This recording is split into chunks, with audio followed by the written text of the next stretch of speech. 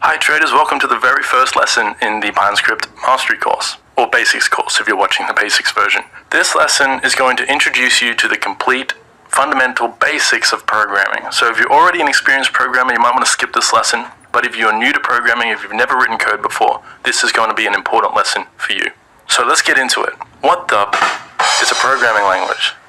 A programming language is a means of telling a computer what you want it to do in English or whatever language you write your code in, and then that information is converted into data that the computer understands. So code is basically a set of instructions for performing repetitive tasks on your computer. Code can be thought of as a formula, like a mathematical formula, or an algorithm, or a recipe, like a cooking recipe, or perhaps even instructions on how to put furniture together, something like that. Something that if you were to follow it note for note every time, then it will produce the same result every time. Unless you're working with IKEA furniture, but that's not relevant for today's lesson. Now, it's important to draw attention to the fact that computers are dumb. They're not very creative, at least for now. I'm sure someone out there is working on a real-life Terminator.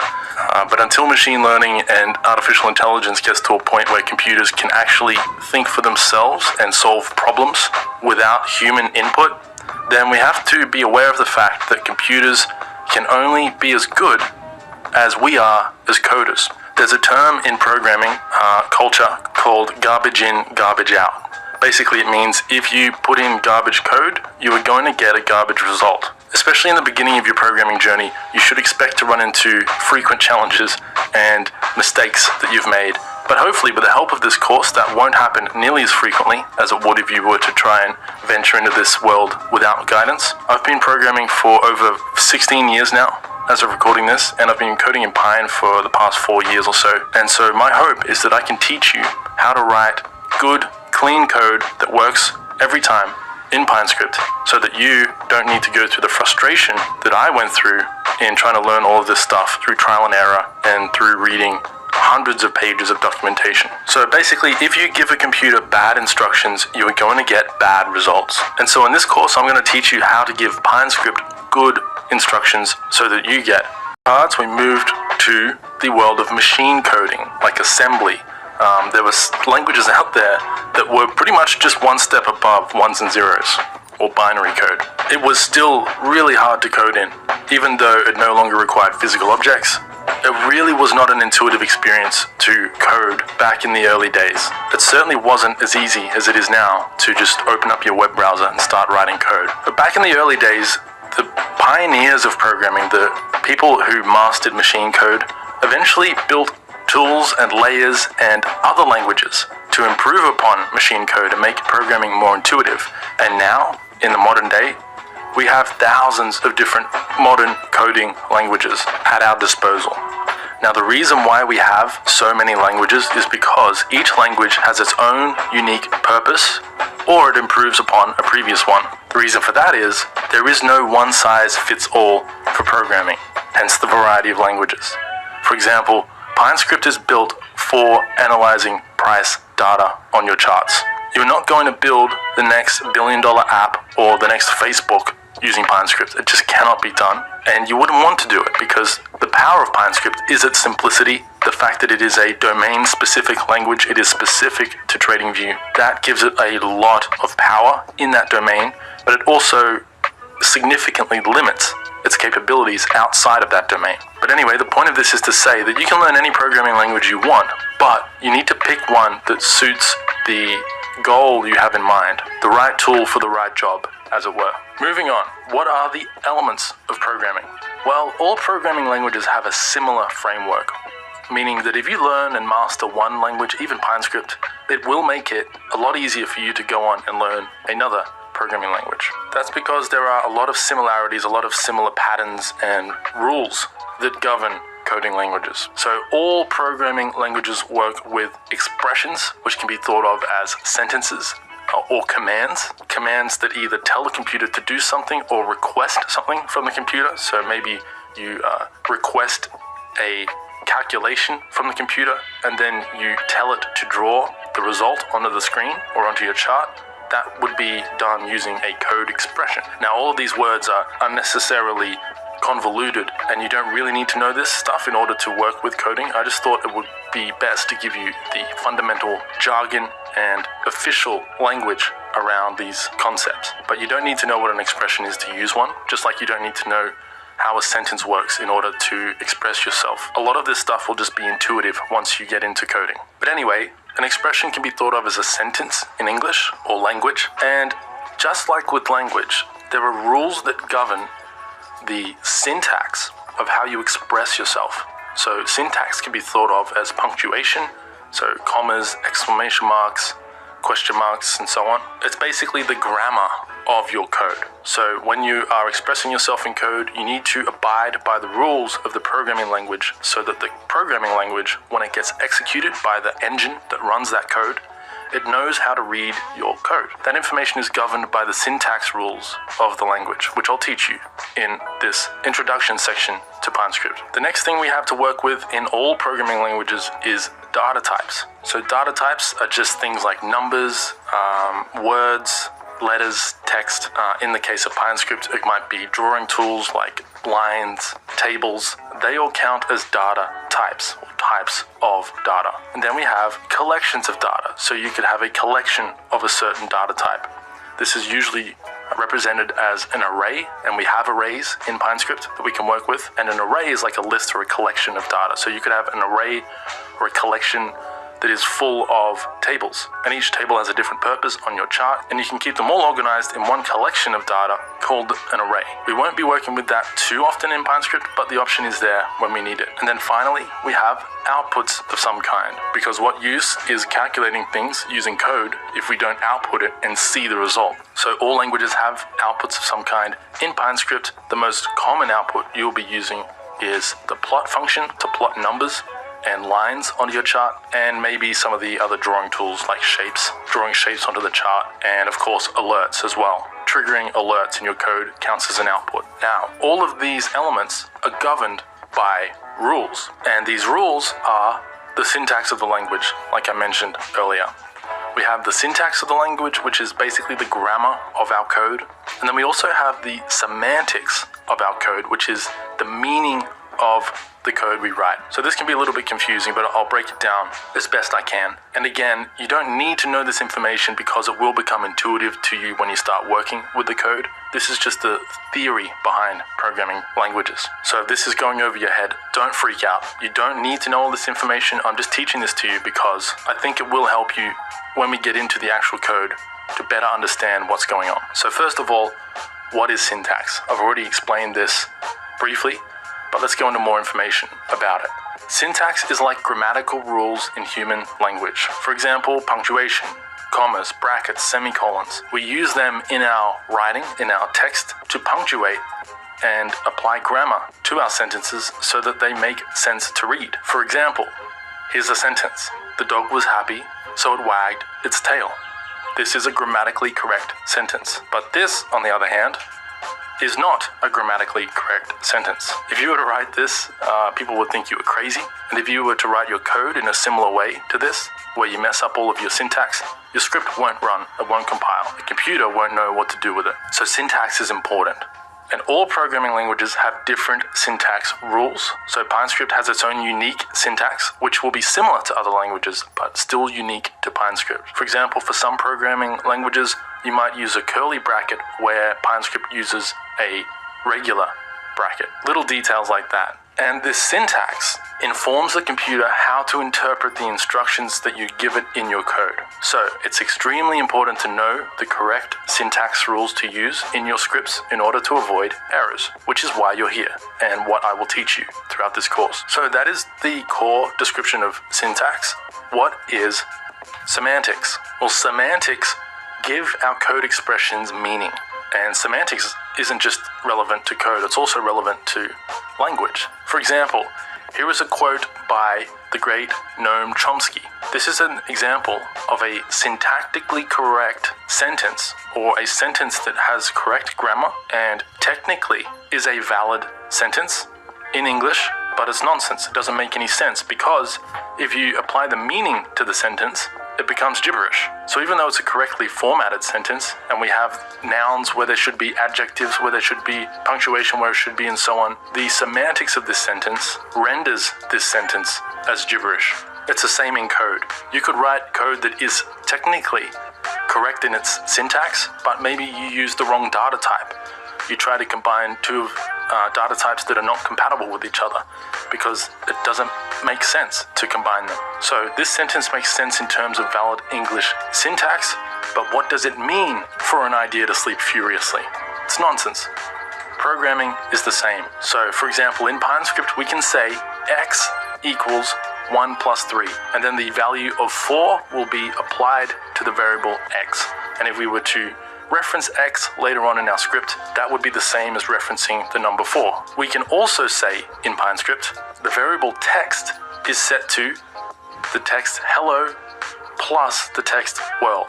If we were to execute this code in PineScript, after this code was executed, if we were to reference the variable named text, that variable would look like this. However, if we were to try to do this in PineScript, so here we are saying assign the variable text the value of 1, the number 1, plus the word hello. Now you might think that this would just simply return the text 1 hello with the number 1 at the beginning of this text. But actually in programming, this would break your script. Because as I said earlier, computers are dumb. The computer doesn't know that the number 1 can also be represented as the text 1 or the digit 1 in text form. So if you wanted to combine the number 1 or any other number with text, you need to explicitly tell PineScript that you want to convert that number into text before you add the two text variables together, or the two text values together. So now I've probably lost a few of you, especially those of you who are totally new to programming. I apologize for that. This stuff is confusing in the beginning. It is hard to wrap your head around in the beginning. But once we get into actual code and I start showing you practical examples and demonstrations of this information in practice, in live code, I promise this will begin to make more sense. So in conclusion, in summary, programming languages simply make talking to computers easier. We can tell a computer in plain English, well, almost plain English. It won't look like plain English to you at the start of your coding journey, but as you get more experienced, it's basically the same as plain English, or at least algebra. We're basically doing math with words. But don't worry, it's very simple math. For those of you who are like me and basically mathematically dyslexic, you don't need to be good at math in order to be good at coding. Otherwise, I wouldn't be here. So, PineScript is extremely easy to use, and it will make chart analysis in code very, very easy for us. The next thing to summarize or mention is that each language has its own unique purpose and its own rules. So if you were to go off and try to write Python code, for example, and you use the rules that we use with PineScript, your script will not compile. You need to use the unique rules of the language you're coding in. In this course, I'm going to teach you PineScript's rules and syntax and how to express yourself in PineScript code. But as I said earlier in this presentation, once you learn a language, learning your second language becomes a lot easier. So even if you learn Pine and decide later on you want to move to a more powerful programming language, or one that's not confined just to the TradingView platform, this course and this material that you learn here will still help you with that. And so, as I said, each language has its own purpose. HTML, I'm sure you're all familiar with that language by now. Every website on earth basically uses some form of HTML somewhere in its code. It's used for web design. We don't use HTML to create Excel formulas or analyze price charts. I mean, I don't even think it's possible. Maybe in the latest versions of HTML, HTML5 or whatever, you could probably do some more advanced things, but it would be a massive headache compared to using PineScript, which was built from the ground up with the sole purpose and goal of making it really, really easy and simple for us to analyze charts. And then finally, computers, what? Oh, that's supposed to say computers are stupid, but I guess I'm stupid. It says computers are stupid, so you must be very clear in your instructions. This is a great example of a typo, which, just like in English, can turn a sentence into a stupid sentence that doesn't make sense. This can happen in your code as well. A single typo can break your script. So that's kind of a poetic way to end this presentation. So I'll leave it there, and I'll see you in the next lesson. I hope you're excited to dive in because things are about to get a lot more interesting as we move forward. Hello my friend and welcome back to another lesson. In this presentation, I'm going to be introducing you to the basic theory that governs the PineScript language.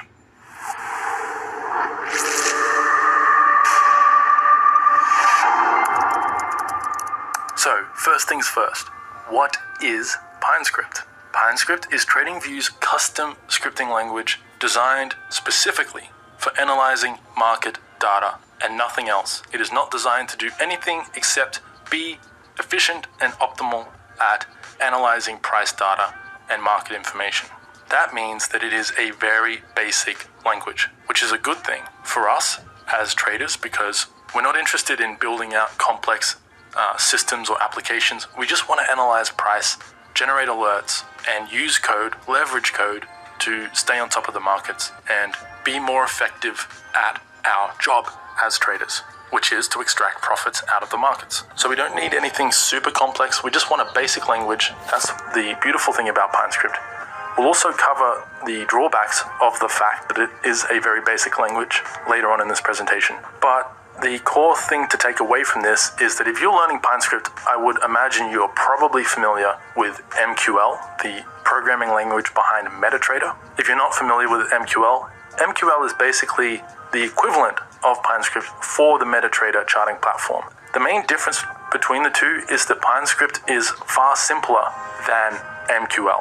MQL is a slightly higher level programming language. It has a bit more power in its functionality. For example, you can read and write to and from files in MQL, so you can create files on the computer and write to them or read from them. You can't do that sort of thing in PineScript because it's a cloud-based language. So the main advantage of PineScript, which we'll cover later on, is that it's cloud-based, it's simple, it runs on the TradingView servers, compared to something like MQL, which needs to run on the MetaTrader platform, which means you need to leave MetaTrader running on your computer in order for it to execute its code. PineScript, however, is not like that. So PineScript is designed primarily for creating indicators and alerts. That's its main purpose and what it is best at. However, it can also be used to automate your strategy backtesting and in some cases even strategy execution. So its main purpose is really to help us stay on top of the markets. It's for analyzing price data, generating alerts or signals on our chart.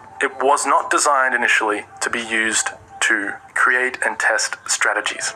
It can now do that. Over the years, the TradingView team have evolved PineScript to be able to automate strategy backtesting. But I would not say it is the best language out there for this sort of thing.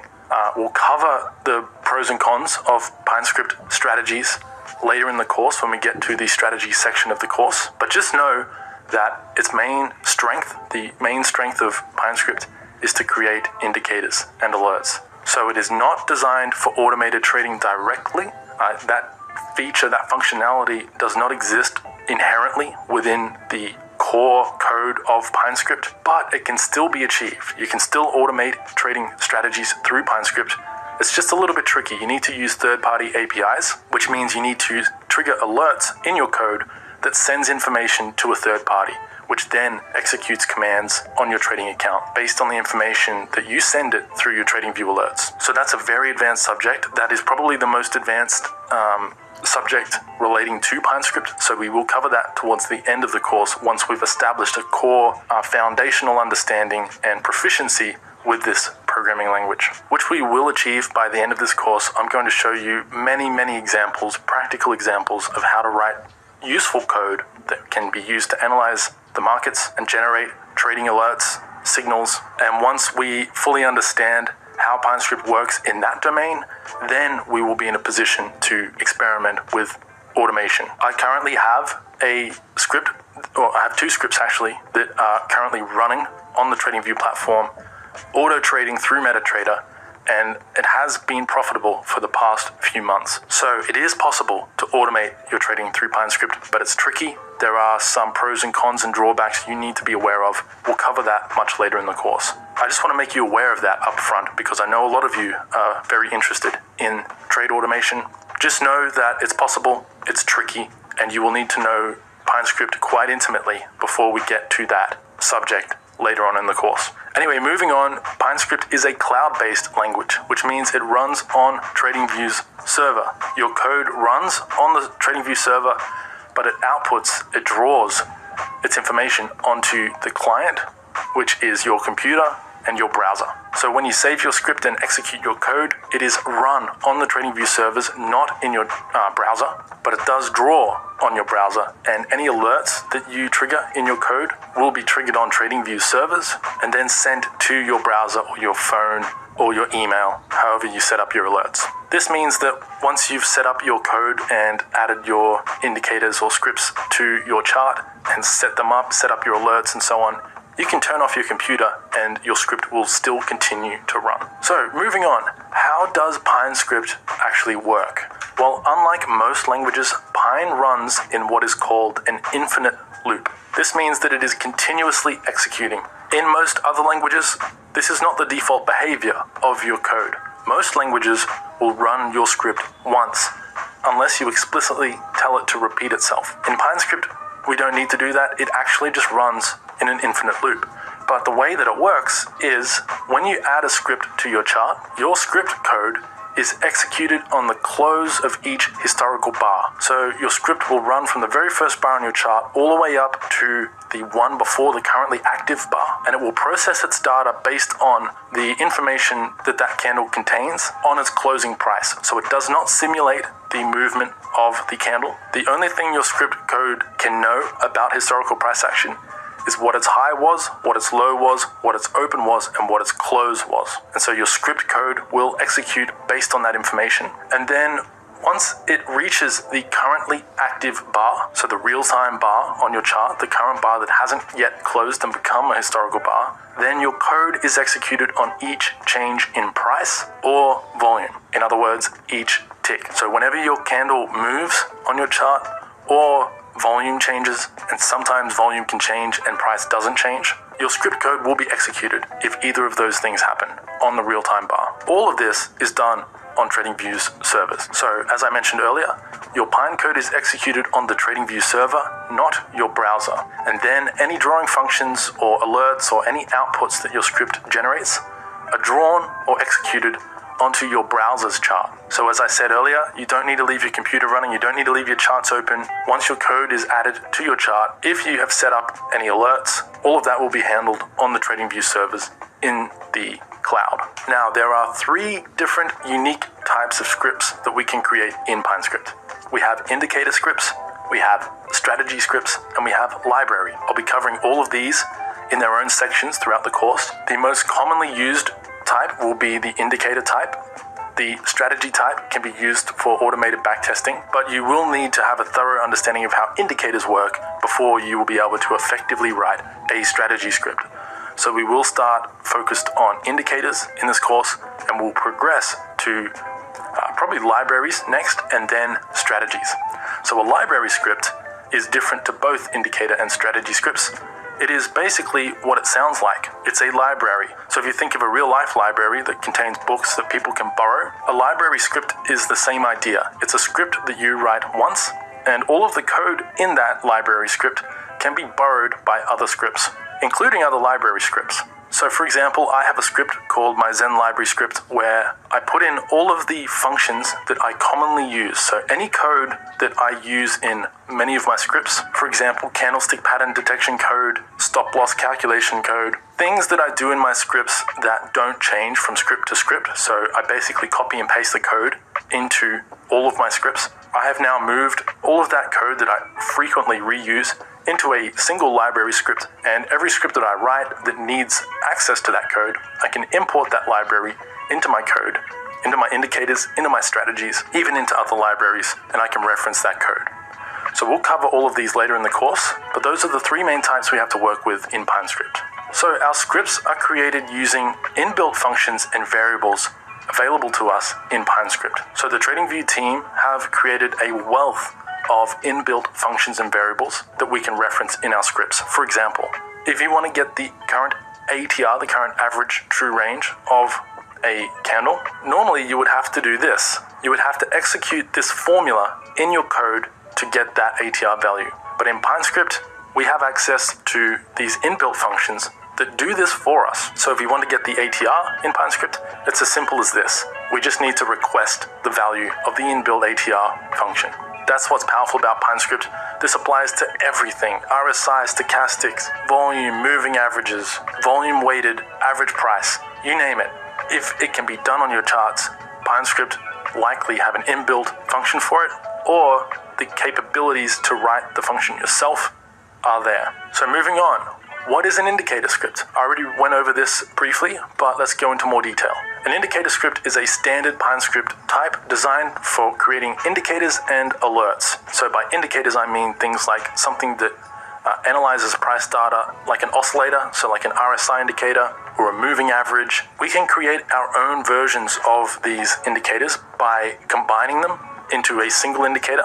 I have several scripts that work with several indicators and combine them all to create tools to analyze price data, which then notify me of profitable trading setups with an edge over the markets. That's the main purpose of indicator scripts, at least custom built scripts. So you can create indicators of any kind. You could create your own proprietary indicators, for example. I mean, someone had to invent the RSI, which we all now are familiar with and use in our scripts. If you are mathematically inclined and talented, you can probably make any indicator script idea in your head into a reality using PineScript. And so anyway, indicator scripts are more used for their alert functionality.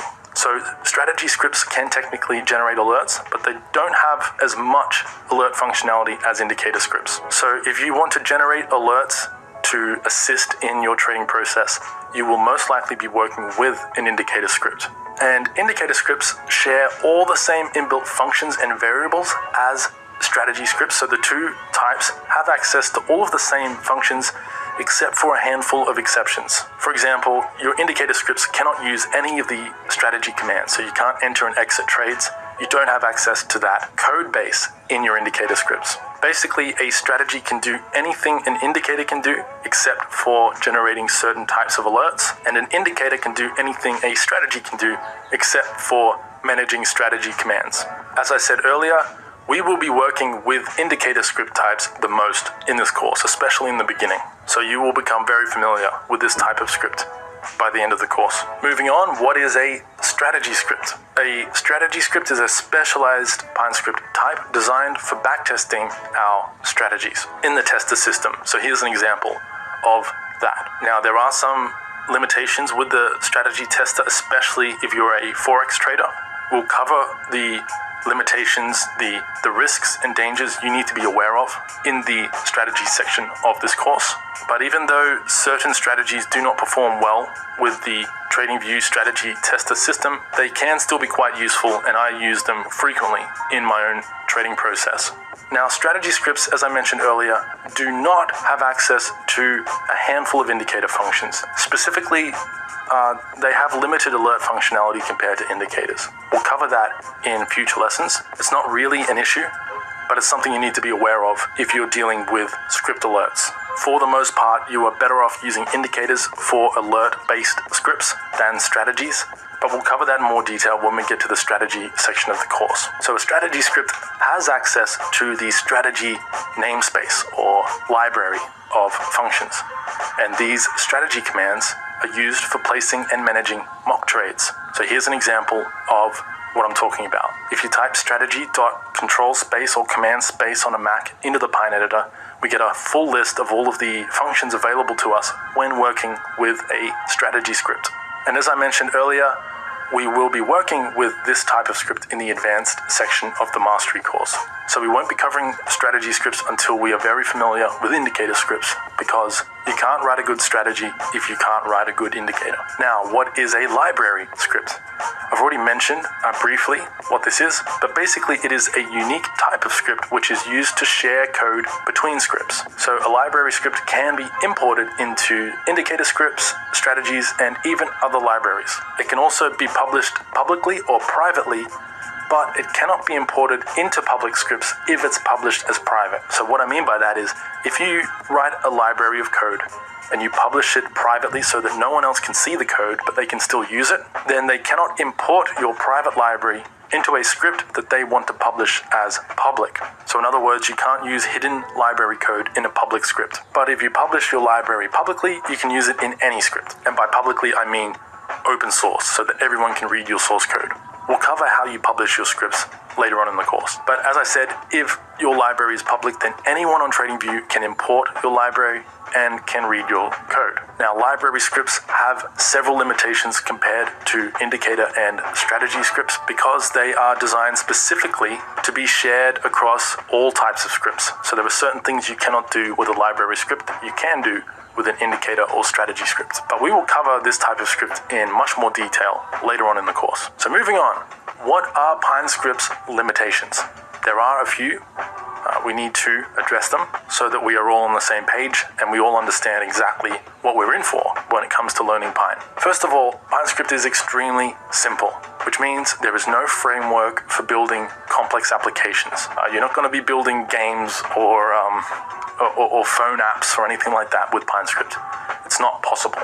It also does not have high-end functionality, meaning it cannot access files and it cannot read websites and that sort of thing like language like Python or MQL or Java can. Now, there are ways to retrieve certain types of data in PineScript relevant to trading. So, for example, you can get company financials, you can get sentiment data, you can get things like how much oil supply is in the market and what interest rates are and things like that using certain functions in PineScript, such as Quandl, which is a third-party data service that PineScript have integrated with. You can do some really interesting stuff with that service, but you cannot directly read websites from within PineScript or read them right to files or access databases or anything like that. There are also some computational resource limitations on the server side, and by that I mean like memory restrictions, RAM restrictions. The reason for this is that our scripts run on shared servers. So when I write a script and add it to my chart, this same server or the same network of servers runs my script just as it runs your script. So we are all using shared infrastructure when we're using Pine. Now, that's generally not a problem for performance. All of our scripts run pretty quickly on the TradingView servers. They're doing a great job of managing their resources and keeping scripts running. I've never had a script fail to run or fail to trigger an alert or anything like that due to server-side issues, but there are some resource limitations in our scripts. For example, there is a limit to how many candles you can reference in your script. It's quite a high limit depending on the time frame you're on. For example, on the daily chart, you can access decades of data, but on a 1-minute chart, you can only access a few days of data at a time because there are thousands of candles per week. And so that can be a problem on lower time frames, but we'll get to that later on in the course. There are some ways to get around part of these limitations, but these are still issues that you need to be aware of. There is also a limit to how much data you can request from other markets or time frames. So for example, if you're working on a crypto script, it's not possible to make your script reference every top 100 coin on the market. I can't remember the limit. We'll cover that in a future lesson when we get to requesting other time frames and other markets. But I think the limit is around 20 or 30 markets per script and timeframes. But it's not often that you would ever need to access that many markets. I've never written a script that needed to access more than a couple of markets at a time. So this isn't a huge deal in terms of limitations, but it is something we need to be aware of. Next, there is also a limit to how much time a script can take to execute. I've never run into this issue, and I've written some pretty long scripts. I have a script that is nearly 1,000 lines of code that takes a while to run, but has never failed to run. So again, I'm not sure what the actual limit is. I think they change it based on the resources that are required to keep the servers running, but it's quite a long time. Probably longer than 10 or 20 seconds. I don't think I've ever had a script take longer than that to execute, but that's something to be aware of as well. Basically, this means you need to make sure your scripts are efficient, especially if your script is very complex. If you write an extremely complex script with hundreds of lines of code, you need to make sure that you've written your code efficiently so that it's not doing anything that takes too long to execute. For example, we can work with loops in PineScript, so you can loop your script any number of times before it executes its output. If you mess up your code with your loop so that it takes too long to run, your script may not actually run on your charts. So we'll explore that limitation in future lessons. Next, there is a limit to how much computer memory or RAM your scripts can use. So if you use a lot of data types in your script, you could run into this issue. I've never run into this issue. In fact, I've never run into any of these issues that I'm mentioning here, except for the candle limitation and how many candles I can access. That has been a problem in some of my scripts, but I've never run into any of these other issues, so you shouldn't need to worry about them, but these are inherent limitations of the language that I need to cover. Finally, the final limitation that is impossible to work around in PineScript is how long your script source code can be. Again, I'm not sure what the limit is. I've never encountered it. The longest script I've ever written is around 1,000 lines of code. I would assume that the limit is quite high. So those are the main limitations of PineScript. Let's move on to the main advantages of PineScript. So as I said in the previous slide, one of the biggest disadvantages of PineScript is its simplicity, but that is also one of its biggest advantages. It's extremely simple and very nimble, meaning it's very easy to learn and it's very fast to create scripts. There have been times when I had an idea pop into my head, a trading idea, an indicator idea, and I've jumped on my computer and written code that executes on that idea within a matter of minutes. Some of my best indicators actually came to be through this process of just impulsive ideas. And because it's so easy to write the code, it's a joy to write in PineScript. Even complex scripts do not take very long to write. In the past, I used to do client work. I would write code for clients. I had to charge a upfront deposit for my work because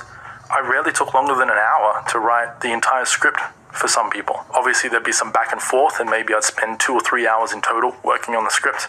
But if I charged an hourly rate, it wasn't worth my time.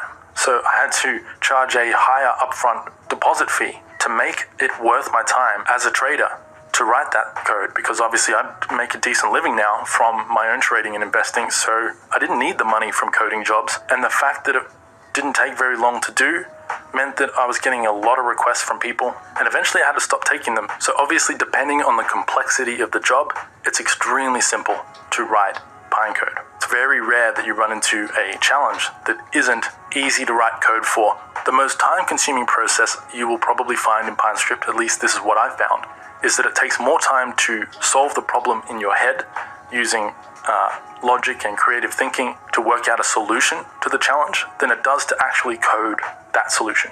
The next main advantage of PineScript is that it is very, very well maintained and frequently improved upon and updated, which sucks for me because it means I spend a massive amount of my time learning new features of PineScript that I don't even use in my scripts, just so that I can teach them to you guys who are interested in those new features. So it's a little bit annoying for me. I'm constantly being forced to update old scripts and learn new ideas and spend time reading the documentation, learning new features of PineScript. But that's great for you guys and the trading community in general. And I'm saying this a little bit tongue-in-cheek. It's also great for me because as a Pinecoder, I use PineScript a lot in my trading process, obviously, or I wouldn't be here teaching this stuff. And so over the years, I've seen some amazing improvements come into PineScript. And so this is a huge advantage of the language. I've never seen a programming language, at least in the trading technology community, that is as frequently updated and improved upon as PineScript is. It's a really exciting language to learn, and you picked a great time to learn it because as of the recent release of PineScript 5, it seems like there are some big improvements on the horizon for this language. The next main advantage of PineScript is the fact that it's based on TradingView. And TradingView have the best support team I've ever had the pleasure of dealing with in the trading industry. I wish more brokers had support teams as excellent as TradingView. The TradingView support team will answer any question you have, even about your own scripts. Over the years, I've gotten to know a few of the team members on a first-name basis. I haven't actually had to contact them in quite some time, but back when I was first learning Pine and getting used to the TradingView platform, I was having to contact them quite frequently to ask questions about things I didn't understand about the platform, and they were always fast to reply, polite, and extremely helpful. In some cases, far more helpful than I expected them to be. They really do take the time to make sure your experience on the platform and with PineScript is as enjoyable as possible. And as I've mentioned several times in this presentation, a huge advantage of PineScript is that it runs on the TradingView servers, so you can turn your PC off. You don't need to leave your computer running in order for your scripts to run. And the coolest thing about this is that TradingView, in my experience, have had zero downtime. There has never been a minute of the day where my script wasn't running or where it failed to generate an alert. Running your scripts on TradingView is basically like having your own free virtual private server, at least for generating alerts. It's a very, very powerful service for us as traders. It basically means that if you are a rules-based systematic trader, you almost don't need to check your charts at all throughout the day because your scripts serve as an infallible second pair of eyes on the markets. In fact, this became a problem for me in my trading where I got very slack with analyzing my charts. There was times there where I didn't perform my top-down analysis, my manual trading analysis, as often as I should have throughout the week because I became too dependent on my scripts alerting me to all of my setups. Now, I personally think that's a bad habit as a trader. I think we should always, no matter how automated our systems become, we should always have our finger on the pulse of the market and be involved in the market and continue to build our experience as traders, our RAS, our reticular activating system, our pattern recognition. That's an important skill to develop as a trader, even if you are heavily dependent on technology and scripts. So that's just a word of warning. PineScript is so awesome that it can actually create bad habits for you as a trader in terms of you getting slack and becoming lazy with your trading process because you become too dependent on your scripts to do the work for you. It's a good problem to have, and that's why I count it as an advantage, but it can be a problem, so be aware of that. Another advantage of PineScript is that it is custom tailored specifically for TradingView charts, meaning there is no fluff, there is no bloat. There is nothing included in the PineScript language that doesn't need to be there. That makes it extremely agile and powerful for analyzing price charts. But as I mentioned in the previous slide about its disadvantages, it also means that we can't build the next killer mobile game in PineScript. But why would you want to do that anyway when there's other languages out there designed specifically for that purpose? PineScript is designed specifically for analyzing charts, and it does it very, very well. And without the need to download complex software or integrated development environments like coding software to help you write your code, all of that's included in your browser in the TradingView platform. The final advantage that I want to include here is the fact that we have easy access to dozens of pre-existing trading indicators and formulas. If it exists and it's popular among traders, it's included in the PineScript language as an inbuilt function or an inbuilt variable. It is very, very rare that you will come across an indicator or an analysis technique that isn't already inbuilt into PineScript and can't be accessed very simply with very few lines of code. This is what makes it so fast to produce indicator and strategy scripts. The fact that we don't have to manually write out the formulas for many of the popular indicators out there like you would if you were working with Python or any other higher end language. You would either need to find a library that someone else wrote that contains all of that code inbuilt, which comes with its own potential risks and problems and convolution that makes your code even more complex and introduces more things that can break. With PineScript, all of that is seamlessly built into the language. So let's move on to what PineScript's data types are. Now, we'll be working with data types frequently in all of our scripts. There is not going to be a single script that we work with that does not contain some sort of data type. And here is a general list of the main data types we have to work with. I may have missed some here, but if I did miss them, it's because they are exotic data types that are rarely used in your scripts, but these are the core data types that you'll be working with most frequently. First, we have integers, which is basically just whole numbers, numbers without a decimal place. Then we have float data types, floating point numbers, which basically just mean decimals. So any number with a decimal place in it is a float data type. And it's called a float because it's short for floating point, and the floating point refers to the decimal, the fact that the point in the number can float around and be anywhere in the number. That's why it's called a float. So integer and float are the only number data types we have to work with. If you're dealing with a whole number without a decimal, it's treated as an integer. If you have a decimal, it's treated as a float. And this has certain implications, which we'll cover later on in the course when we get to practical use cases of using these data types. Next up, we have the string data type, which is basically just text. Any text in your script is treated as a string data type. And string is just short for a string of characters, letters, numbers, and symbols. Next, we have a Boolean data type, which is my favorite word in programming. I don't know why, but maybe it's because I started programming when I was 14 or 15, but I've always found this word to be humorous. It looks funny, it sounds funny, but it's quite simple. It's just a true or false value. And we will be working with booleans quite frequently. Next we have the color data type. In PineScript, this is treated as its own data type. In most languages, it's not. Normally, it's just a numerical value. In PineScript, it is a data type. And PineScript comes with a whole host of inbuilt colors that we can work with, or you can create your own colors based on any mix of red, green, and blue, and transparency. And you can even use hex colors in your scripts, hexadecimal colors. We'll cover that in its own lesson. But if you're familiar with web development or Photoshop, if you've ever worked with hex colors and you know how they work, you can use them in PineScript the same way you would in any other context. The next data type we have to work with isn't technically its own data type, but it is a collection of data types, and that is arrays. We call these things arrays. So an array is basically a collection or a list of a specific data type. So for example, you could have an array that is full of Boolean values. Maybe you have a Boolean value for every day of the week.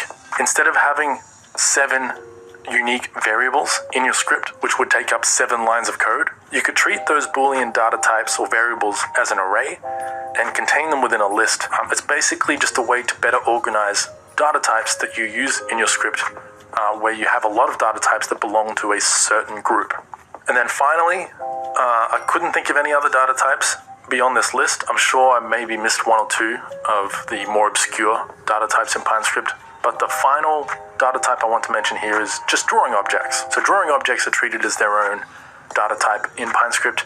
We have several different data types. I haven't listed them all here, but we have lines, we have tables, we have labels. These are all treated as data types in PineScript, but we'll cover arrays and drawing objects much later in the course because they are a little bit more complex than the other 5 data types here.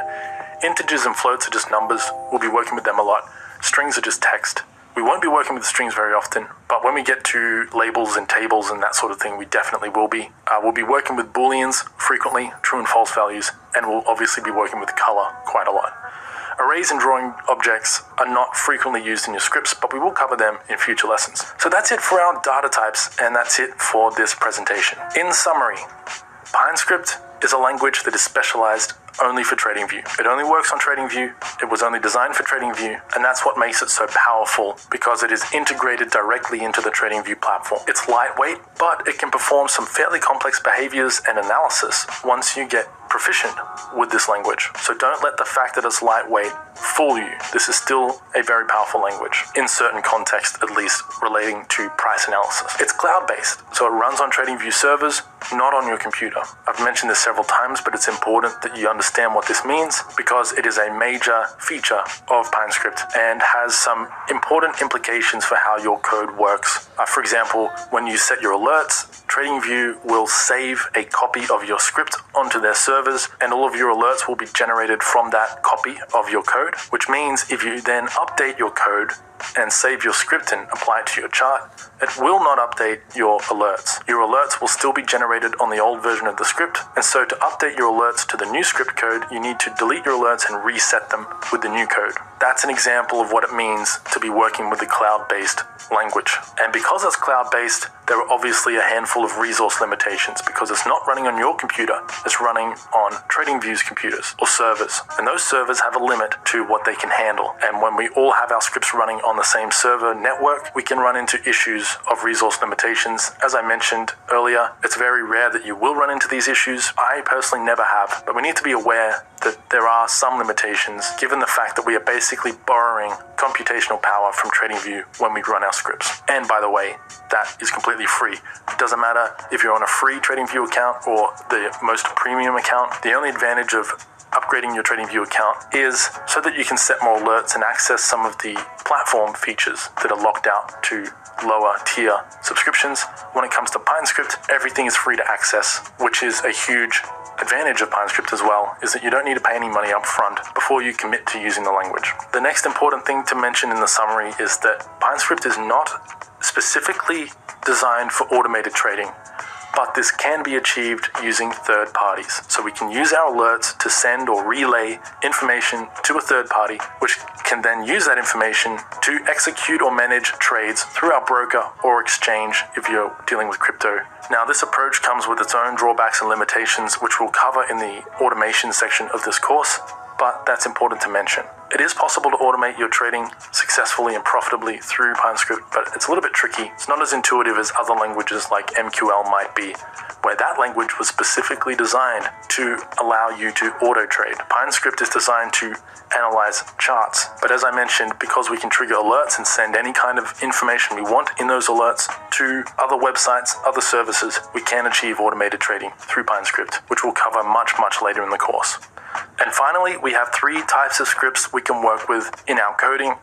We have indicator scripts, which is used for creating general indicators and tools. We have our strategy scripts, which are for creating TradingView tester scripts to backtest and execute mock trades, demo trades on price data to see how your strategy might have theoretically performed over historical price data. And then finally, we have libraries, which are used for creating reusable code libraries that can be referenced by other scripts. And that's it for this presentation. I hope you found this interesting. If you did, then you're definitely in the right place. And I look forward to seeing you in the future lessons where we start applying this information in practical and useful applications. I'll speak with you in the next lesson. Take care. Hi traders, in today's video I'm going to address a few reasons why I think you would be nuts not to learn PineScript. If you're on the fence about diving into this new world, or you've never heard of PineScript before, then today's presentation will shed some light on the value of acquiring this new skill and enhancing your edge and setting yourself apart from those traders who do not have this rare and specialized weapon in their trading art. Here are 5 reasons why I think learning PineScript is a good idea. Number 1, it helps you to systematize parts of your trading process. Learning how to script parts of your trading process helps you to be able to define your trading process with clear, concise, and objective rules. When you tell a script to do something, you need to be extremely clear in what you're telling it to do. Many traders cannot objectively define what it is they're looking for in the markets. This often leads to inconsistent outcomes in their trading as a result of inconsistent actions. By systematizing parts of your trading process, we can remove some subjectivity and uncertainty that we might experience when analyzing a chaotic and oftentimes random market.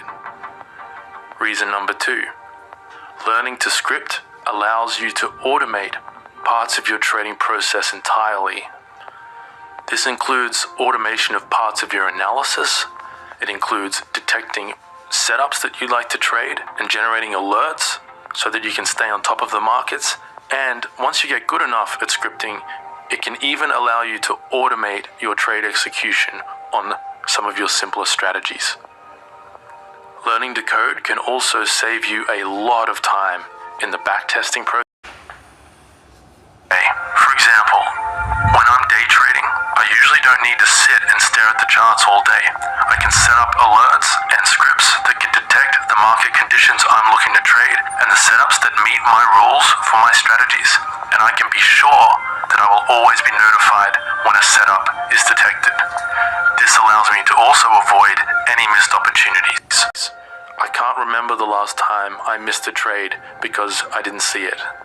Coding your own trading scripts is like having a second pair of eyes on the markets that never miss a beat. Reason number 3, learning how to code can significantly enhance your edge over the markets. If you don't already have an edge over the markets that is profitable, scripting can help you to build one. Most traders who can't find a profitable approach to trading usually don't have a consistent strategy or an objective method of approaching the markets. As I mentioned in reason number 1, learning to script and automate and systematize parts of your trading process allows you to define your trading process with clear rules. You can then backtest those rules or forward test those rules and collect the relevant statistics to determine whether or not what you are doing is profitable over time. And if you've already gone through that process and you have a profitable strategy or approach to trading, be that rules-based, like I'm talking about here, or completely discretionary, where you trade mostly on experience, feel, and pattern recognition, you can still use scripting to help enhance your trading process. In my personal trading, my scripts do a lot of the heavy lifting when it comes to setup detection and just generally staying on top of the markets at all times and never missing anything important. Learning to code in general when it comes to trading is a win-win. Whether you're not profitable yet or you are profitable, there is always something to be gained out of learning how to code your own trading scripts. And as you'll see later in this presentation, I'll make a great case for why learning PineScript in particular is a better option than any of the other languages that you could choose from as a beginner programmer.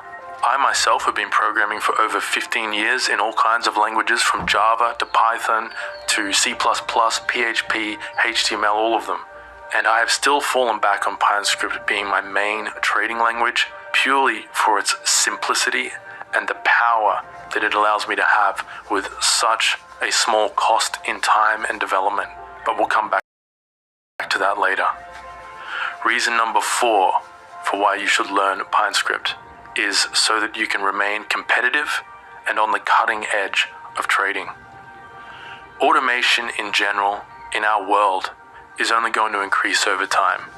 Completely automated self-driving cars are only years away. Driving a car might seem simple on the surface, but when you think about how much interpretation and subjectivity is involved in analyzing what decision to make when you're on the road, it's remarkable how far technology has come, and the fact that we can now automate something that typically requires so much human discretion. Automation in trading is also only going to increase over time, which is not good for those of you who do not learn how to code. Trading is an extremely competitive industry. And one way to stay ahead of your competition and beat them is by leveraging your rare and specialized skills. And coding is one of the most powerful of all when it comes to trading. All the best traders in the world use some form of automation and scripting in their trading process. I'm talking the big dogs, the multi-millionaire traders, the hedge funds, the prop firms, all of them, without exception, use some form of automation and scripting and coding to fully exploit every advantage their edge gives them in the markets. And those who don't use automation in their process are trading at a significant and unnecessary disadvantage. And the final reason why I think learning PineScript is a great idea for all traders, retail and professional, is because it is by far the easiest coding language for traders to learn, especially if it's your first language.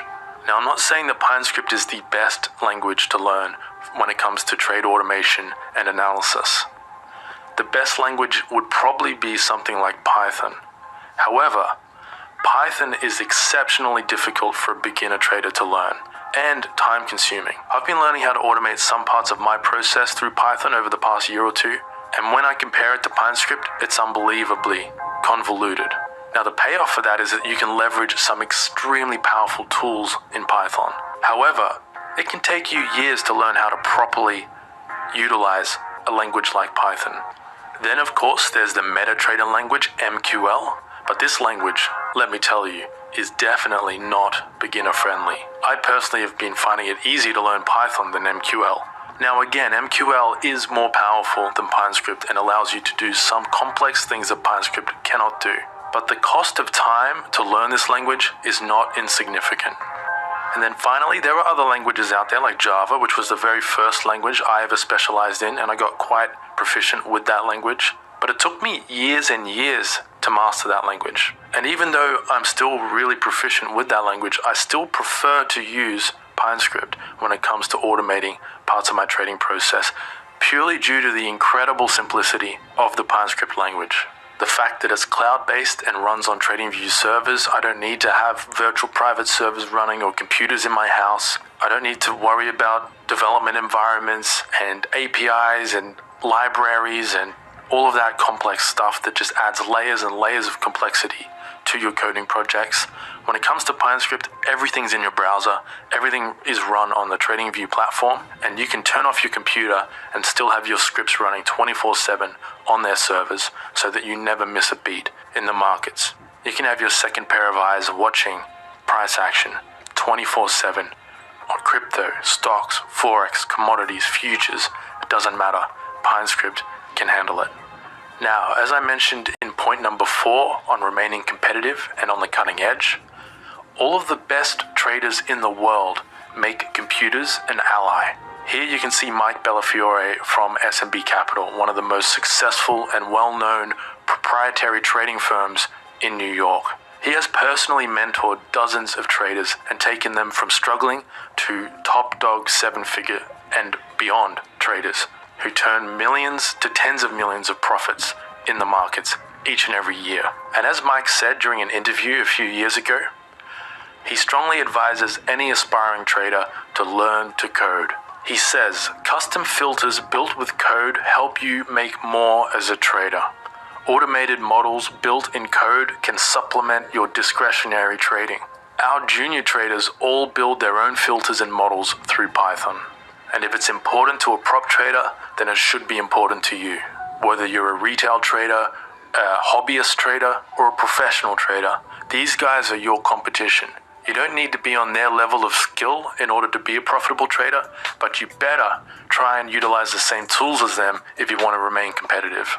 But as I said earlier, Python may not be the best choice for you to learn as your first language if you're a beginner programmer.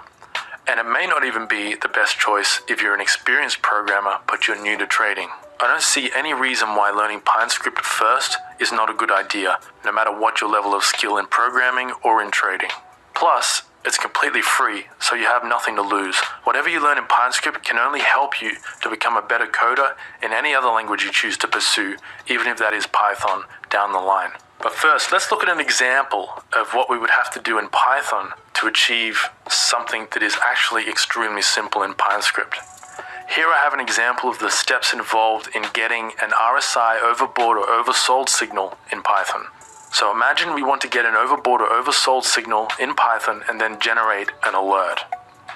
The first step is we need to connect our script to a broker's data feed API. Straight away, the advantage of using PineScript is that all of that is inbuilt into the platform.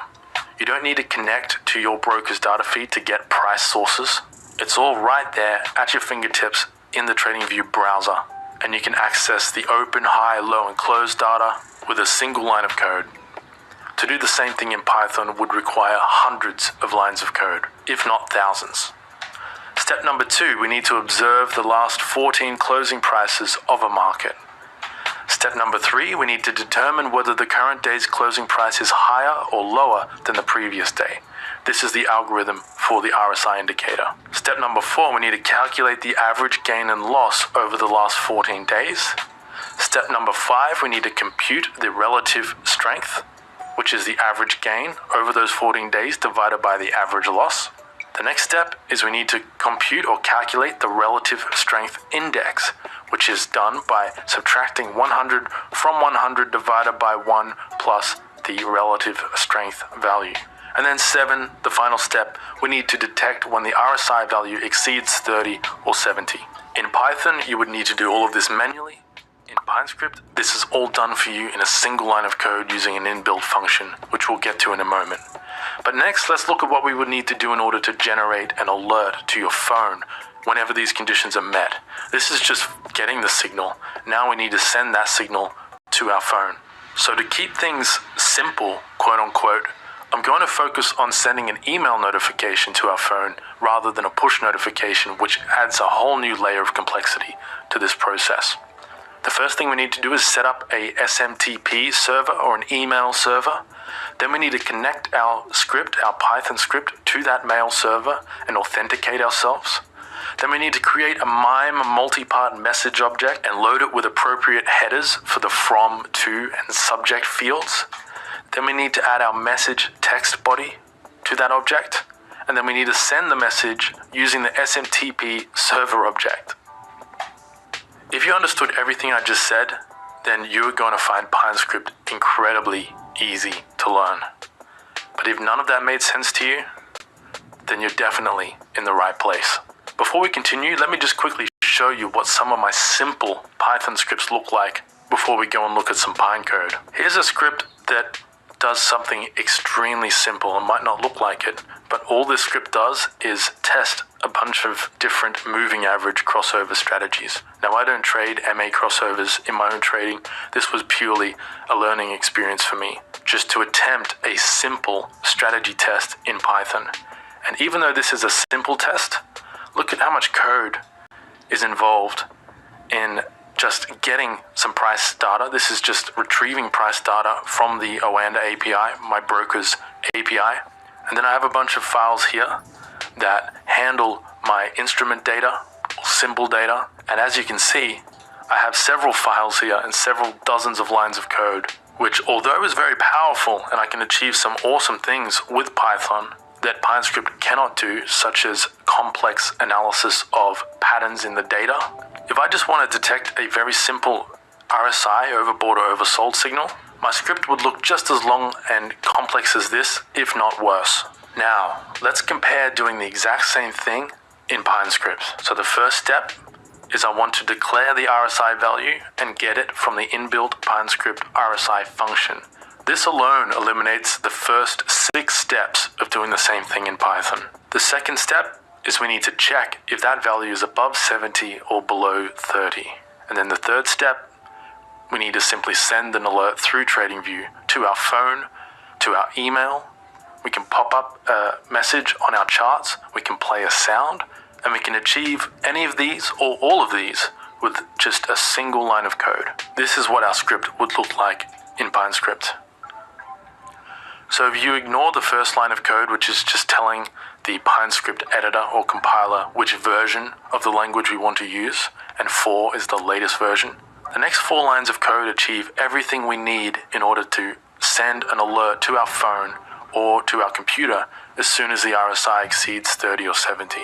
As far as programming goes, you cannot get any more simple than this. Now, don't worry if there's anything you see there that doesn't make sense to you. By the end of the basics course, or especially the mastery course, all of this will make perfect sense to you. But in today's presentation, I just want to demonstrate the simplicity and the elegance of PineScript compared to other more advanced programming languages.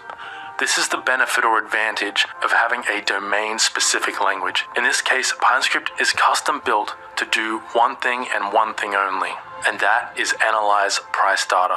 There is a multitude of inbuilt functions and tools that PineScript give us that allow us to dramatically speed up the analysis process. Quite frankly, I think you'd have to be crazy not to learn this language if you've got the time and the interest. It can help you enhance your edge. It's easy to code. It could not be any easier to code. And it's cloud-based, meaning everything is handled remotely. There's no complex server setup required.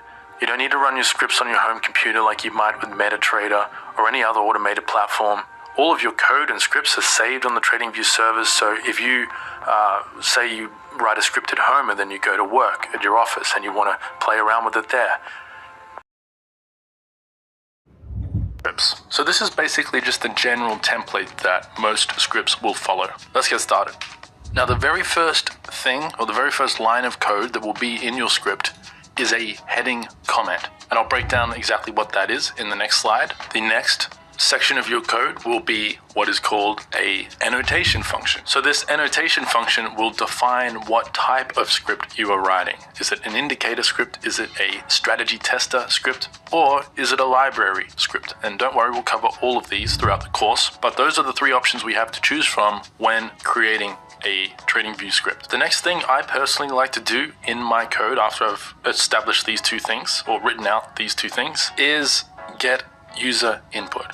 So I like to get the script settings and user input from the users of my script at the very start of my script. You don't need to do that. You can get user input technically anywhere in your code, but I like to get it at the start of the script. I like to keep all of my inputs together so that it makes it easier to modify them or add new ones, and it just keeps them organized. Next, after you've got all of your user input, then we can start performing our calculations and our analysis. So this could be analyzing market conditions, detecting candlestick patterns, analyzing indicators, all of that sort of thing. And once we've performed our analysis, then we need to plot our outputs to the chart. So for example, if you're detecting candlestick patterns, maybe you will want to highlight on your chart when those candlestick patterns occur in a visual manner. And then finally, I like to trigger any alert conditions or manage my strategy trades, my tester trades, towards the end of my script when I can. Now, this isn't always possible. Sometimes you'll need to manage your strategy trades in the middle of your script somewhere, and maybe you'll need to generate alerts sometimes in the middle of your script. But where possible, I like to trigger all of my alerts and manage my trades at the end of my script. It's normally the very last thing that I do after drawing my analysis onto the chart. So what you see right there are the basic building blocks of a script. Now, for those of you who are new to coding, I'll break down what each of these mean and what they are, what they do over the next few slides. So first up, what are heading comments? This is your copyright, your disclaimer, your license comment. So we'll cover what comments are later in the course, but basically a comment is just a line of code that doesn't get executed. It's purely for human eyes only. It's just for you to leave notes in your script. And one of the comments that are automatically generated when you create a new blank script is your copyright and your disclaimer, or Mozilla public license. We'll also go over that in a future lesson. But basically, by default, all TradingView scripts are covered by the Mozilla public license, which protects you from people suing you. For example, if perhaps you made a mistake in your code and your code leads to someone losing money or something, the responsibility is actually on the user of your script to do their own due diligence and protect themselves from any danger or risk. And all of that information is contained in the first line of code of your script. The next thing that I like to personally include in my scripts, especially my more complicated ones, is a script version number and the last time and date that I modified the code. This is more for myself so that I can just keep track of the development of my scripts, but it's also useful for other traders so that they can see how old your script is, and that might explain certain aspects of your script. For example, if there's an update to the PineScript language and TradingView include a new feature or functionality to PineScript and your script doesn't take advantage of that, it might be because it was created before that feature even existed, and having a last modified date on your script can help other traders who might read your code better understand the context that your script was written in. The next thing I like to include is a author, so my name or my online alias or company name, etc., or something like that. By default, TradingView do include your TradingView username in the copyright comment, but if you want to, you can include your full name in your code, and that can help build your reputation in the trading community if that's something you're interested in doing. It's important to mention that you cannot put links in your script. I learned this the hard way. I had a couple of scripts get delisted from TradingView because I didn't read the house rules, and in the house rules it says that you cannot include links to your social media or website in your public script code. So if you publish your scripts, make sure that you don't include any URLs in the code, otherwise your script will be moderated and removed from the platform. The next thing that I like to include in my scripts, if necessary, is credit to others. So if I've borrowed code from another programmer or another trader, I like to include credit to that trader in my heading comment and just mention their username or their real name if I know it, and maybe even the script that I borrowed an idea or code from. And in programming, borrowed is a euphemism for stealing. It's okay to steal code, especially TradingView code, since it's an open source language. Just make sure you credit people. The final thing that is important to include in your heading comment is the compiler version directive. Now, this phrase is just a fancy way of saying you need to tell PineScript which version you are using, which version of the language you are using. So as of recording this, PineScript and TradingView, the team behind PineScript, have just released version 5 of the language, and so all of my new scripts now contain the compiler version directive that points the TradingView system, the engine that runs my code, to version 5 of PineScript, and that dictates what syntax I can use, what features I can use, and so it's an extremely important thing to include in your scripts. The compiler directive is included automatically when you create a new script, so you don't need to worry about this. But if you accidentally remove it or change the number, you will break your script. Moving on, we have the annotation function. So similar to the compiler directive, which tells tradingview, the engine that runs our scripts, what version of PineScript we want to use, we also need to tell it what type of script we are writing. So there are 3 different types, as I mentioned. We have indicator scripts, strategy scripts, and library scripts. The most commonly used one, the one that you will probably use the most, because that's what most coders use, is the indicator version of a PineScript. Most of these script types have access to all of the same features, but there are a few important nuances between them. For example, an indicator script cannot execute strategy testing code, and a library is far more advanced. We'll cover that towards the end of the course. Library scripts have very different rules to both indicator and strategy scripts. But a strategy script can use nearly all of the features of an indicator script. An indicator script cannot use some of the features of a strategy script, but we'll cover that in future lessons. The purpose of the annotation function, other than just defining what type of script you're writing, is also to title the script. So you can assign a title to your script using this annotation function. You can also define your chart parameters, for example, your decimal precision, which scale you want to draw on. So we've got the left and right scale on your price chart. You can tell your indicator to draw to the left scale if you want to. You can change the precision. You can also define the overlay type. So you can choose to draw over the top of price action or into your own box. The easiest example of this to offer you is moving averages, draw over price action. The RSI indicator or stochastics draw into their own box. Obviously, you can draw an RSI over price action if you want to, but PineScript has included this overlay type parameter so that we can dictate where our visual signals draw into their own box or onto our price chart. That's the purpose of the annotation function. We'll cover that in more detail when we get into the actual coding lessons of this course. But let's move on to getting user input. So I think it is very good practice to provide input settings on all of your scripts.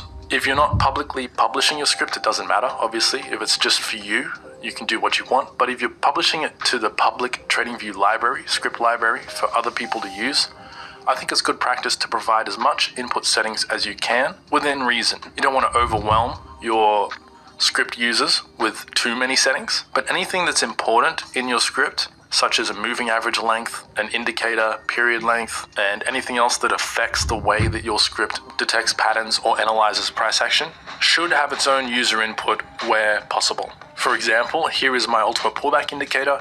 This script does a lot of different things, and I've included user settings for nearly every functionality or feature of the script so that the user has full control over basically every parameter that the script employs in its analysis process.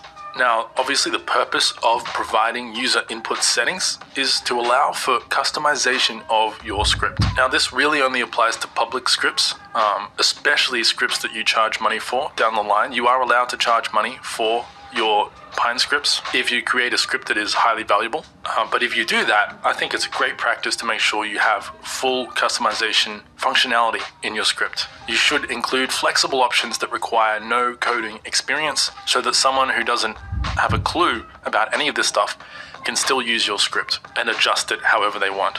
Now, the final purpose of providing user input settings is to define the specifications of your script. So for example, you might want to define the default values for certain parameters in your script. Maybe you want to include minimum or maximum numbers for certain values. For example, maybe your script isn't designed to analyze price action too far into the past, so you want to include a maximum look back value, something like that. So with user inputs, you can basically set up default settings for all of your scripts, but still allow the user to adjust them if they want to. Moving on, after we get our user input, that is when I like to perform my calculations and analysis. So by calculations, I mean things like calculating stop loss and take profit distances, for example. And for analysis, I mean like detecting candlestick patterns and market conditions and so on. So this is the core logic of your script. This is the core of your script, the heart and soul of your script. This is the bulk of your code. and it is usually the middle section of your script. This is where we use our user inputs to perform calculations, load other indicators that we need. So for example, if your script uses the RSI, you'll need to get your RSI value, the current RSI value on the current bar, before you can start calculating any values or performing analysis. I like to do this after getting my user input, and basically this part of your script, this part of the anatomy of your script, contains all of your logic, your formulas, your analysis. So this is where we detect patterns, candlestick patterns, indicator patterns, price action setups, market conditions. This is where we manage our trades, for example, if we're working with a strategy tester script. And this is also where we trigger any alerts that are required for third-party APIs, in other words, automated trading. This is a very advanced subject that comes with a lot of danger and risk if you are inexperienced. So we will cover this at the end of the mastery course, but during your analysis, you may need to trigger some alerts to send commands to a third-party API, like Pine Connector, for example, which is a MetaTrader expert advisor that receives your TradingView alerts and then manages trades based on the commands that you give it. So that is the core of our script, our core script logic section. After we've done all of that, the final step of our script is basically to just draw our analysis onto our chart. So if we're detecting candlestick patterns, we want to maybe highlight that pattern, draw an arrow above or below it, depending on whether it's a long or short signal. Maybe we want to also draw stop losses, take profits onto the chart. Any of that sort of thing, I like to do at the end of my script. So our outputs can be visual drawings. They could be numerical values, like I just said, stop loss, take profit values. They could also be colorization. Maybe you just want to change the background color of your chart based on certain market conditions. A good example of this would be something like a regime filter, it's called, where maybe if price action is trading below the 50 EMA, or whatever moving average you prefer, your chart turns red, and that means that you only take short trades on your trading time frame or lower time frames. And when price is above that moving average, it turns green. So in stocks, maybe if you're a long-only investor or trader, you could create a script that will tell you when to take long trades and when to stand aside using colorization of your chart. For example, there are many, many different things we can do with our script outputs. And then finally, after I've drawn all of my data onto my chart, I like to trigger any alert conditions that did not need to be triggered during my analysis. I like to keep my alerts at the bottom of my script if I can, so that all of my script logic is performed, all of my analysis, my calculations, all of that is done. We've drawn it to the chart, and now we can trigger any alerts that we want to include in our script. Now there are a couple of options we have when working with alerts. There are two different ways we can fire alerts in our scripts. I'll cover that in the alert lesson in the next section of the course. And then finally, after triggering any alert conditions, I like to manage my tester trades if I'm working with a strategy script. Now, it's not always possible to manage my strategy trades at the end of my script, but when I can, I like to do it there for the same reasons as I mentioned with the alerts. At the end of our script, we can be certain that all of our calculation, all of our analysis has been done, and now we can safely trigger alerts or manage trades based on that information. So that's basically it for the anatomy of our scripts. That's a basic template and structure for our scripts. Here are some important things to take away from this. Your compiler directive and annotation function must be at the start of your script. So remember, the compiler directive is which version of PineScript you are using. That needs to be at the very, very top of your script.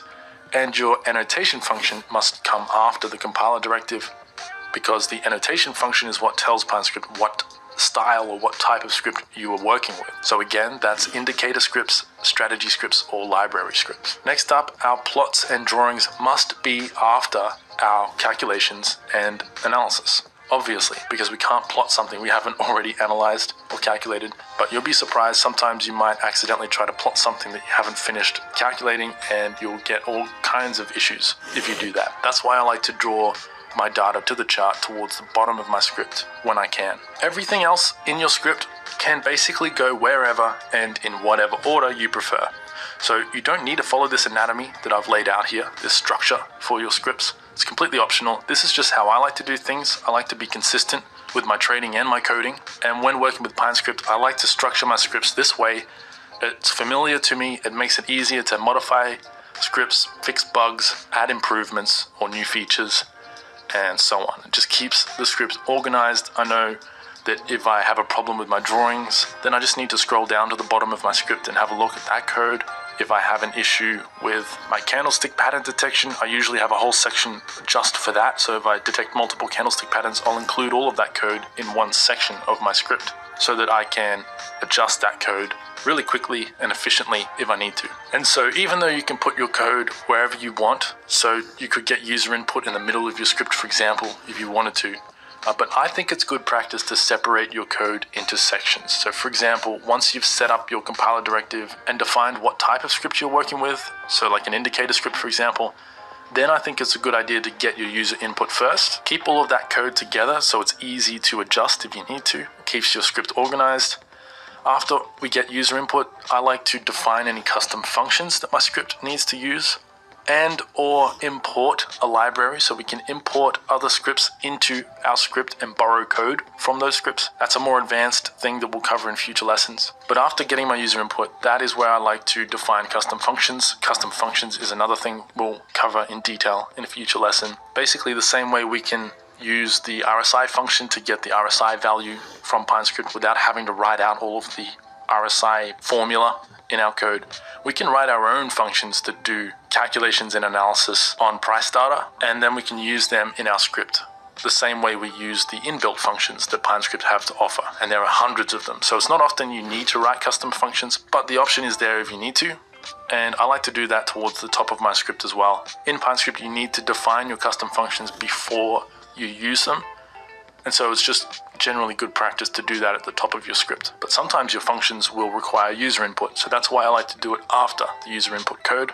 And then finally, you just perform your calculations. Once you've got your user input, you've got your custom functions or libraries imported, you've got all the information you need to begin performing analysis. So that's what I like to do next in my scripts. And then finally, I like to output any data that is important to be displayed. And I like to trigger alerts if my script has alert functionality. So that's the general structure of a script. Now the final important conclusion or summary point that I want to make here is that you should make sure to heavily comment all of your code in each section. I'll be explaining comments in the next section of the course. They're quite simple to understand. Basically, you just put 2 forward slashes in a row in front of the line of code you're working on, and then you can write anything that is a note to yourself or to other coders. So if you publicly publish your script, it's extremely helpful to include detailed comments that explain what your code does and your thought process behind the decisions you made with your code. I can't tell you how many times traders send me scripts and ask me to analyze them or help them with a problem with their script or try to understand the script better. And when I open it up, it just looks like pure gibberish to me because there's no explanations for what the code does, and it just gives you an instant headache when you open up a long script and it has no comments in it and no explanations for what any of the code does, and then you've got to spend sometimes hours of messing around with the code to try and work out exactly what it does. This can also be a problem for yourself. There have been times when I've written scripts that I didn't adequately comment my code, and then many months or even years later, I went back to revisit the script and maybe improve it or borrow some code from it, and I couldn't remember why I did what I did or why there was a bug in a certain area that I hadn't fixed. And so just do yourself a favor and do every other coder that reads your code a favor, and please heavily comment your scripts when appropriate. If what you're doing is completely obvious, you don't need to comment it, but it can't hurt. So I would encourage you to err more on the side of over commenting than under commenting. Anyway, that is it for the anatomy of a script. To wrap this up, I will show you a visual example in the Pine editor of what I'm talking about regarding the various structure and working with PineScript. So here is an extremely simple script that I wrote a few years ago. This is an ATR stop loss indicator, and all it does is draw the ATR as a whole number and then it draws a long stop loss distance in pips and a long target distance in pips, and then a short stop loss distance and a short target distance. I won't go over the logic of this script in this particular video because it's not relevant. We will break down the source code to the script in a future lesson, but for now I just want to draw your attention to the structure of the script. So the first thing to note here is that we start off with our header comment, and in this header comment I have my Mozilla public license disclaimer, I have my copyright and my TradingView username and my own personal name, the last date that I updated the code to the script, which is today. I converted this from version 4 PineScript into version 5, but before then the last update was October of 2020, so it's quite an old script, this one. And we are now working with version 5 of PineScript. So here is my compiler directive, and now it's important to note that I could put this anywhere. I could put this at the top of the script if I wanted to, just as long as it occurs, this comment occurs before any code, any actual code, that will work just fine. But I like to leave mine right above my annotation function, which is this line of code here. This is my indicator annotation function. It has a title and a short title, so a long title, which is what people see when they open up the script menu here.